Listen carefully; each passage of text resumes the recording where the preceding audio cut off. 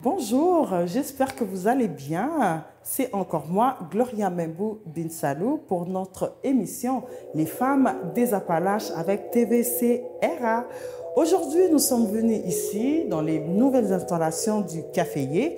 Nous allons rencontrer la femme derrière tout ça. Nous allons rencontrer Madame Jessica Lacombe. Donc, on y va tout de suite.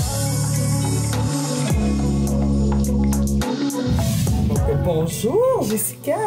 Bonjour. Comment tu vas? Ça va très bien. Merci. Donc, on est très content d'être ici aujourd'hui. On est venu voir la femme derrière le caféier, mais pas que, derrière beaucoup de choses. Donc, on va commencer par te demander, dis-moi qui est derrière Jessica Lacombe? Quand tu penses à toi, tu penses à qui? Tu penses à quoi? Mon Dieu. C'est déjà une question difficile en partant. Oui. Qui je suis? Je suis une maman qui ne dort pas, qui court partout, la ringuette, la cour de danse, le hockey, les 8 enfants à la maison. Oui. Le chum qui est agriculteur, acériculteur, bûcheron. J'en manque. C'est sûr qu'il fait d'autres choses dans sa vie. Il fait tout. Donc, on dirait que je me suis associée avec une personne identique, mais bon, ça, on va l'oublier. Qui je suis? Une femme de 43 ans qui est peut-être essoufflée un petit peu de sa vie. Elle n'a plus 20 ans. Puis, par contre, je peux me décrire comme une personne qui a toujours besoin de défis, de nouveaux projets pour avancer, pour respirer. Si j'ai rien à faire, on dirait que je me sens coupable, puis j'arrête, puis ça marche plus. Ah, d'accord. Ouais. OK. Donc, tu as dit 43 ans. Est-ce que toi, tu es née ici à Tête-Forte? Tu viens d'ici? Non, je viens de Saint-Ferdinand. OK, OK. Ouais. Qu'est-ce qui t'a emmené à Tête-Forte? Mon premier conjoint, que j'ai mis 2 premiers enfants avec, restait à Saint-Adrien. D'accord. Donc, on est allés à l'école ensemble, le secondaire, cégep, etc. Oui. Fait que on a commencé jeune ensemble, donc 21 peut-être. Puis, on a déménagé là, à Saint-Adrien, vu que ses parents étaient là, tout ça. Puis, il y avait une petite maison pas chère, fait qu'on est allé vivre là. Fait que c'est pour ça que je suis...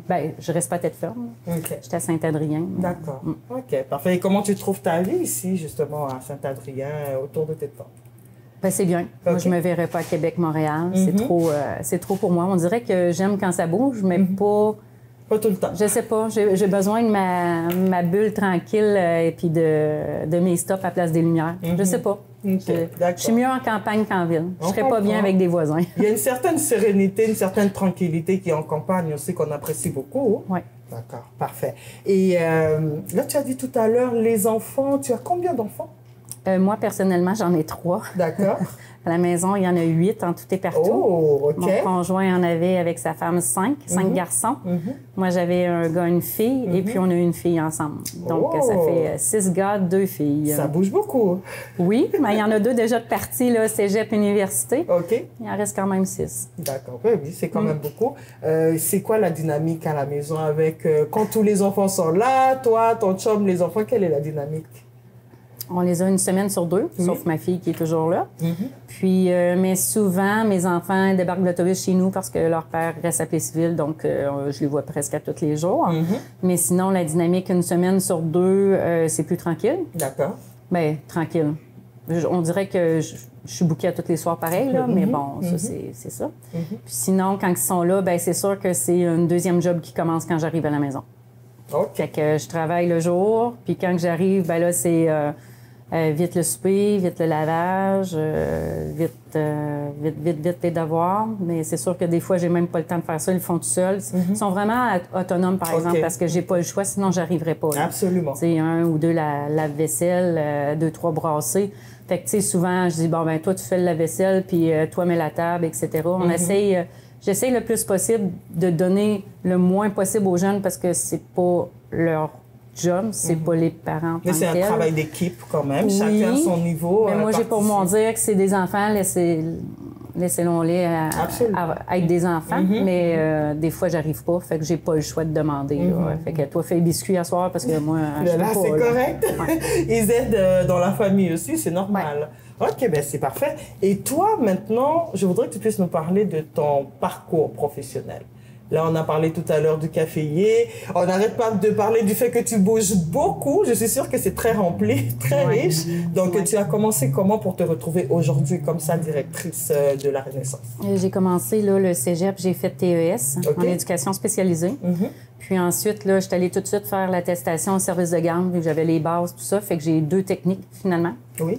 En service de garde, puis en éducation spécialisée. Oui. Ensuite de ça, j'ai voulu aller plus loin à l'université, donc j'ai fait psychoéducation. Oui. Non, intervention psychosociale. En tout cas.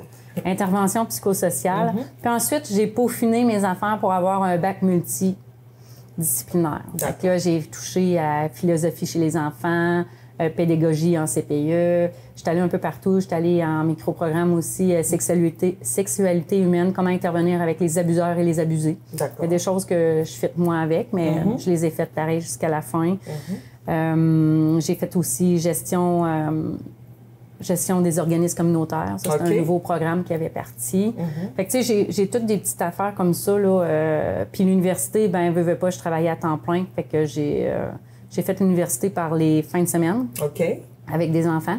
Fait que des fois, je les amenais à l'école. Veux pas quand je les allaitais. Puis j'en ai fait au moins... j'ai fait 13 ans en ligne d'université, sans arrêt, les fins de semaine, puis tout, c'est ça.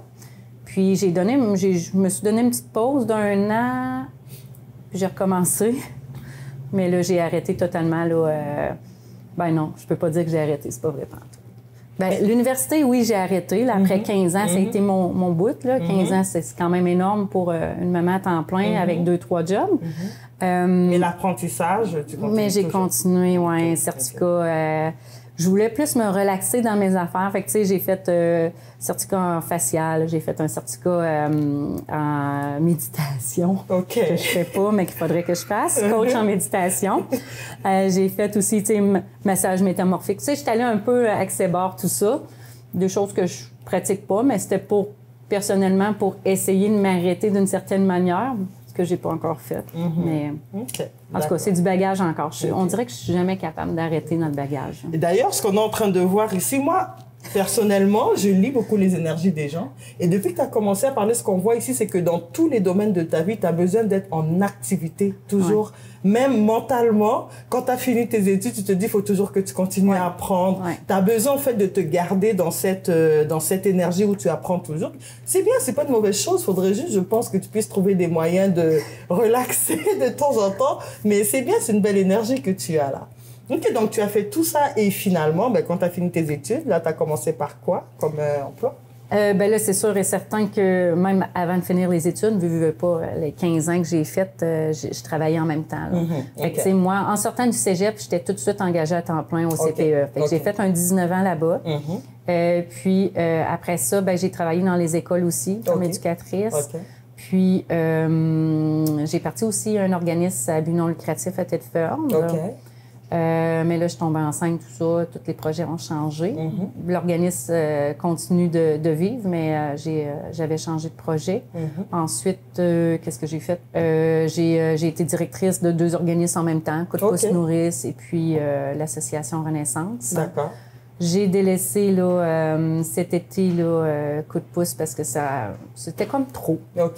Puis, je suis mairesse de mon village depuis... presque 20... mairesse depuis 17 ans.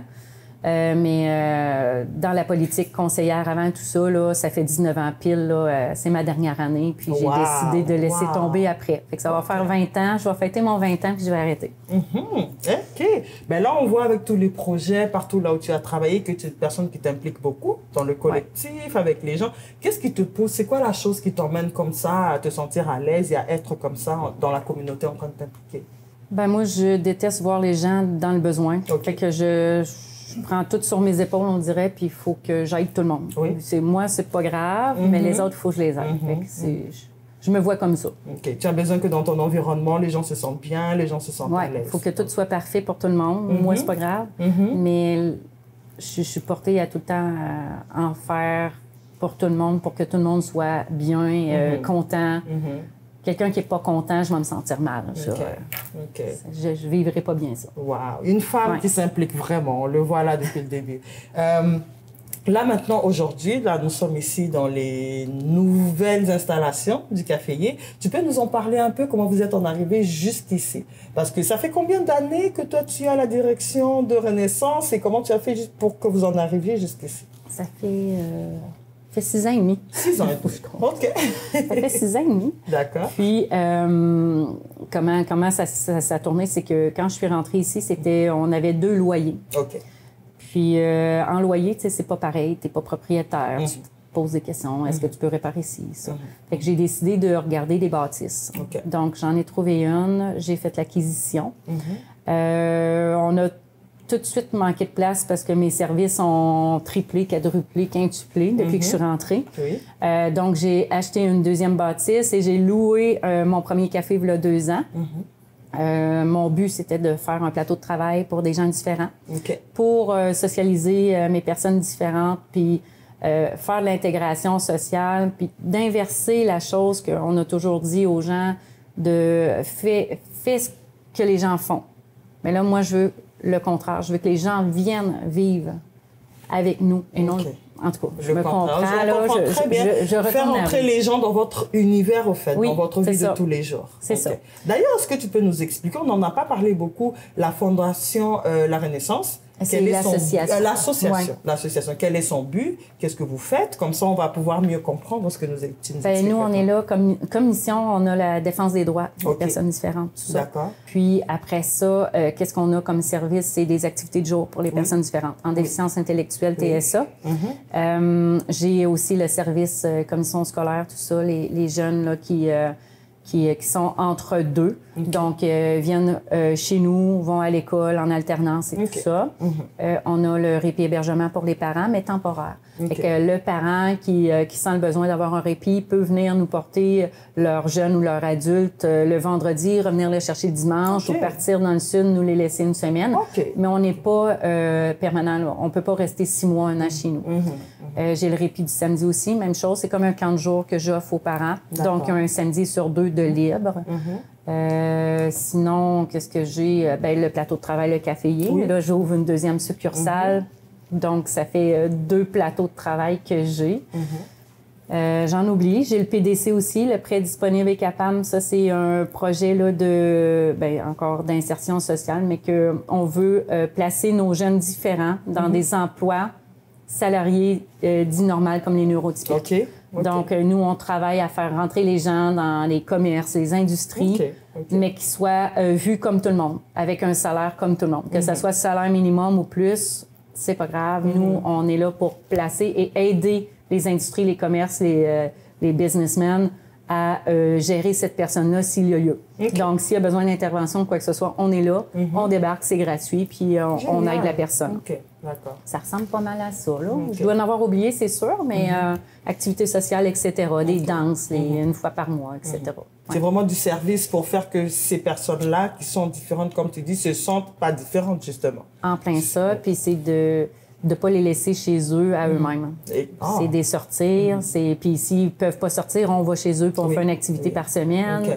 On veut vraiment les intégrer socialement, puis on veut vraiment qu'ils soient bien dans leur vie différente, mettons. Ils n'iront jamais travailler, ça serait plate de les laisser 5 jours, 7 jours, semaine, se bercer à la maison.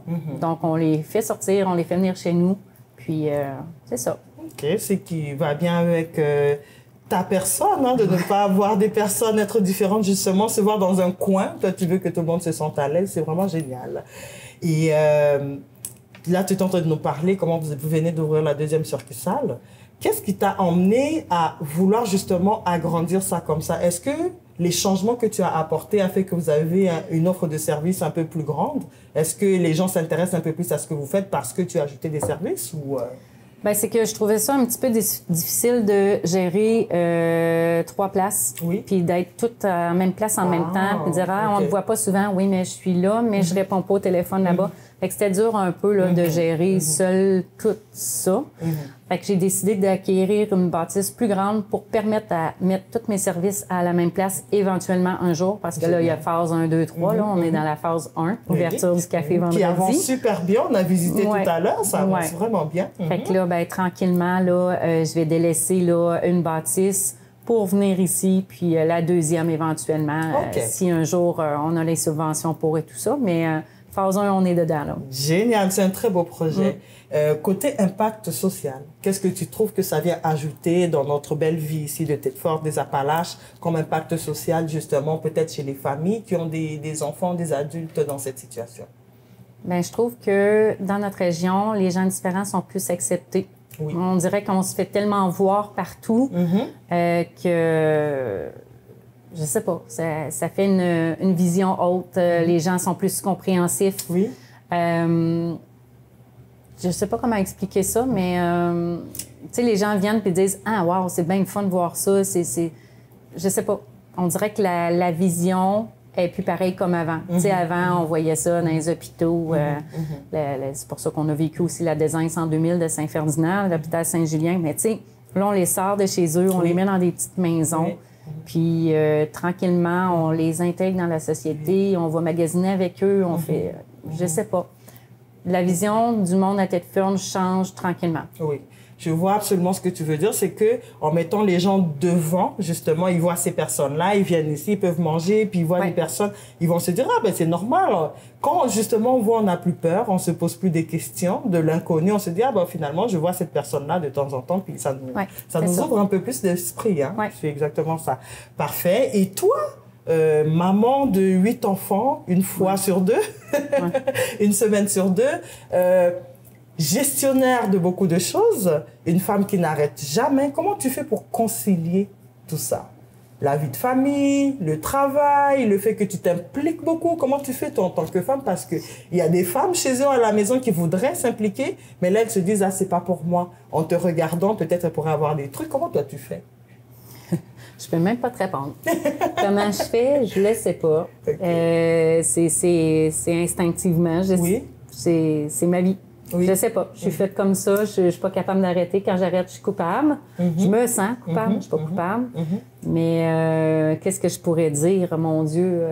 Je pourrais t'envoyer dans une direction. Tout à l'heure, tu as parlé de... Vas-y, parce que j'en ai pas. Tout à l'heure, tu as parlé de l'organisation déjà avec tes enfants. Tu donnes certaines tâches pour que toi, tu puisses t'alléger. Mais avec tes employés, j'imagine que tu dois le faire aussi, même si tu te sens coupable quand tu ne fais pas trop. Donc, l'organisation déjà, moi, je l'ai remarqué. Mais il y a sûrement d'autres choses aussi que tu fais pour pouvoir, justement, à la fin de la journée, te dire « Ouais, j'étais capable de faire ça. » Puis le lendemain, tu recommences. Ben, c'est clair que j'ai 2 horaires. Horaire familial, horaire travail. Bon, tu vois? Puis là, j'essaie d'associer les deux ensemble. Oui. Donc là, oups, mon gars a un rendez-vous à 4h15, donc je finis à telle heure, à telle place, tout ça. C'est sûr que j'ai pas le choix d'avoir 2 horaires. Oui. Fait que j'ai 2 horaires à respecter. Fait que quand quelqu'un me demande est-ce qu'on peut se voir à telle heure, ben là, il faut que je dise attends un peu, OK ça. Puis là, je fais associer les choses. Qu'est-ce que je fais aussi? Ben c'est sûr que j'en demande beaucoup à mon conjoint. Malheureusement, je l'épuise peut-être beaucoup à m'aider un peu dans mes projets parce que veut pas construire des choses ou installer des pancartes qui payent 150 livres sur le bord du chemin. Ben c'est mon chum qui fait, hein, bénévolement. Fait que je demande beaucoup d'aide. En tant que tel à la maison, comme tu dis, tu sais, j'ai pas le choix. Sinon, le lavage, je ferais pas, puis c'est ça. Fait que oui, il aide beaucoup, puis des fois, c'est pas l'aide avec moi à la maison, mais bien le papa à la ferme. Oui.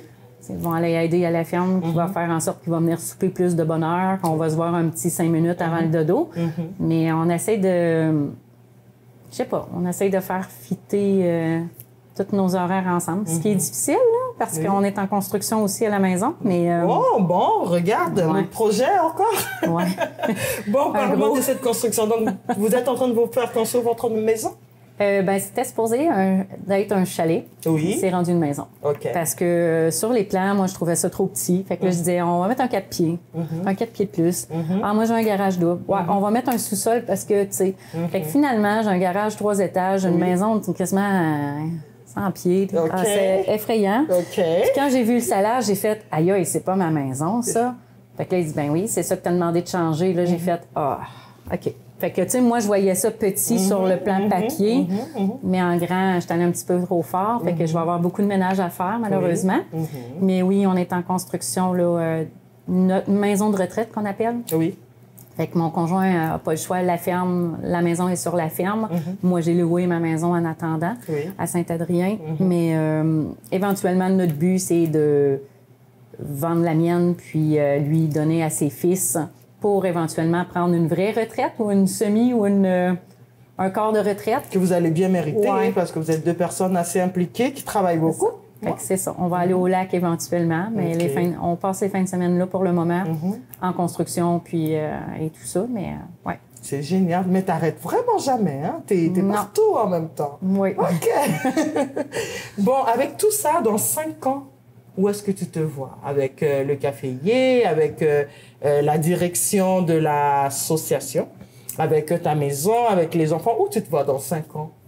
Ah ben, je me vois m'asseoir 5-10 minutes sur mon divan par jour. Oui. Non, je niaise, mais c'est vrai pareil. Là. OK. Je me vois arrêter un petit peu plus. Je souhaite arrêter un petit peu plus puis prendre du temps. Je sais que je m'en prends pas. Je sais que des fois, je me motive mais on dirait que ça t'offre un mois, puis après ça, je lâche tout. Je me fais passer toujours en dernier. Fait que je souhaite, dans 5 ans, me faire passer en premier. Peut-être diminuer mes heures, là, éventuellement, un peu partout. Oui. Puis, je souhaite prendre du temps à moi et à mes enfants que je délaisse ces temps-ci pour tous mes projets parce que je les mets dans un coin, va colorier pendant que je fais ci, fais ça. Fait que je souhaite avoir plus de temps pour ma famille. OK. Que j'ai pu bien. Génial. Ouais. Et professionnellement, tu te vois, le caféier, par exemple, dans 5 ans, tu le vois comment? Je me vois encore ici. Dans 5 ans, je ne veux plus déménager. C'est assez. Je me vois dans 5 ans ici encore, mais tu sais, je vois une belle aile là, à l'extérieur là, de répit-hébergement pour éventuellement tout rapatrier mes choses ici. Je vois plein de bébés aussi. Je vois plein de bébés de mon projet. J'en vois à Québec. J'en vois, tu sais, je vois déjà les gens venir nous visiter et dire « Ah, j'aimerais ça chez nous. Je vois que, je veux pas dire vendre mes succursales, mais tu sais, j'aimerais bien que tout le monde me copie. Oui. Parce que c'est franchement, c'est une belle façon de faire. Tous les services sont ici. Puis le fait de mettre justement de l'avant ce côté qu'on ne voit pas tout le temps de ces personnes, c'est merveilleux. Ça serait bien que les gens le copient. J'aimerais, oui. Je sais qu'en Californie, il y en a quelques-uns. C'est aux États-Unis, mais ici, il n'y en avait pas vraiment, à part chez Cheval. Là. Mais tu sais, c'est une autre sorte de resto. Mais je voulais vraiment que mon projet donne des idées aux autres, puis donne l'envie de partir les mêmes choses à Québec, Trois-Rivières, Montmagny. OK, génial. Maintenant, il y a d'autres femmes qui sont en train de nous regarder en ce moment. Est-ce que tu aurais un conseil à donner à une femme qui voudrait se lancer dans l'entrepreneuriat, qui devrait devenir une femme forte comme toi, qui voudrait ne jamais arrêter, arrêter peut-être de temps en temps pour se reposer, mais aller dans ses projets et ne pas se laisser abattre dans le fond, parce que je suis sûre que dans la vie de tous les jours, il y a des choses qui arrivent qui te découragent. Il y a des gens, des situations qui te découragent, mais tu trouves toujours cette façon de te remettre sur scène pour continuer. Qu'est-ce que tu peux donner comme conseil à une femme qui te regarde et qui ne se sentirait pas capable? Je dirais de foncer, puis quand on a un projet, de l'essayer. Mieux vaut essayer que pas essayer. Donc, procrastiner à la maison, de dire « Ah, ouais, non, ah... » Tu sais, des fois, s'associer avec des gens aussi qui fait en sorte que ton projet va aller plus loin. Vraiment de ne pas se décourager non plus. Tu sais, des fois, monter un projet, c'est dur, c'est long, tu sais pas où te tirer. Tu sais, moi, je suis pas serveuse, je suis pas restauratrice, puis j'ai parti un petit café, mais par mes propres moyens, puis je me dis, tu sais, mes employés avaient peur au début. Je dis non, tu sais, essai-erreur, ça finit là. Je suis pas meilleure que toi. On fonce dans quelque chose dans l'inconnu, mais qui va donner probablement des étoiles dans les yeux d'un peu tout le monde. Juste de se faire confiance aussi. Puis non, je suis pas une superwoman, mais je suis une personne qui peut-être arrête pas dans ses projets, dans ses buts, par peur. Même si j'ai peur, la peur cachée, mais je pense que ma peur fait pas arrêter les choses. Fait que je dirais aux gens de se faire confiance pendant les étapes, puis de laisser la peur ou de cacher la peur pour avancer, pour aller plus loin dans le projet. Puis si ça tombe, ça tombe. Puis si ça continue, bien tant mieux. Exactement. Parfait. Ne pas avoir peur de l'inconnu, ne pas avoir peur de l'échec, dans le fond. C'est dur à dire, bien, c'est dur à faire. Facile à dire, dur à faire. Mais j'ai pas de truc. Je sais pas. J'ai pas de truc exceptionnel pour dire faites ci, faites ça.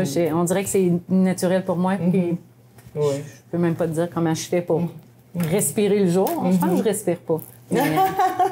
C'est ça ma vie. D'accord, génial. Moi, je pourrais dire déjà qu'on peut retirer ta résilience et ta force d'adaptation. pour pouvoir le faire parce que tu t'adaptes beaucoup là dans tous les plans de ta vie et ta résilience, le fait de ok, ça s'est pas passé comme ça aujourd'hui, ben je vais faire autrement. Je pense que ça c'est quelque chose déjà qu'on peut retirer de qui tu es. Il y a une petite partie dans cette entrevue qui parle des signes astrologiques. OK. Je t'ai demandé tout à l'heure de quel signe tu étais, tu as dit poisson. Ouais. Mais moi, j'avais très envie de dire vierge parce que c'est ce qui ressortait beaucoup de comment tu es. Le côté très cartésien, analytique, très... pas anxieux, mais tu sais, le fait de vouloir faire les choses rapidement, les vierges sont beaucoup comme ça. Et quand tu as dit ascendant vierge, j'ai dit oui, c'est ça qui ressort le plus. Donc, les personnes poissons sont des gens qui aiment voir les gens à l'aise autour d'eux. Les poissons sont des personnes qui comprennent beaucoup émotionnellement les gens. Ils peuvent lire la pièce. Ils peuvent lire comment les gens se sentent autour d'eux et ils vont s'arranger pour que ces gens-là se sentent bien selon les émotions. Justement, ils vont essayer de réconforter les gens. Les poissons sont vraiment adorables, sont vraiment bien, mais il faut pas les énerver. Parce que quand ils s'énervent, aussi, ils vont dans l'autre extrême.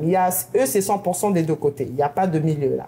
Les vierges vont être des personnes qui vont vouloir ne jamais arrêter. Ils vont vouloir prouver, mais se prouver à eux-mêmes. Quand ils sont assis dans un coin le soir, en train de regarder toute leur journée, ils se disent « Oh, ça, j'ai fait un bon coup par là, bon coup par là. » Eux, pour eux, ils vont aller mieux dormir la nuit, au fait. Parce que ils se disent « Oh ouais, j'ai vraiment été bien. » Puis le lendemain, ils se réveillent encore avec cette envie de refaire la même chose. Mais le conseil que je donne aux vierges, c'est de prendre le temps de relaxer.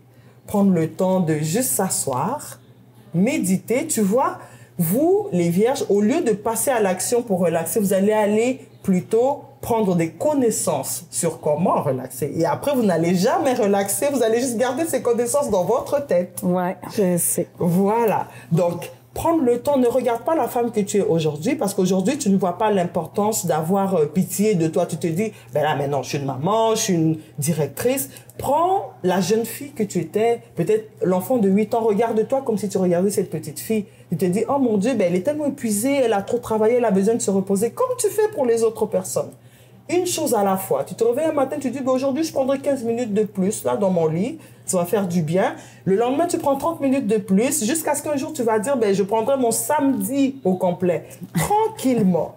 Je sais que ça a l'air fou comme ça. Tu te dis, ça va jamais arriver.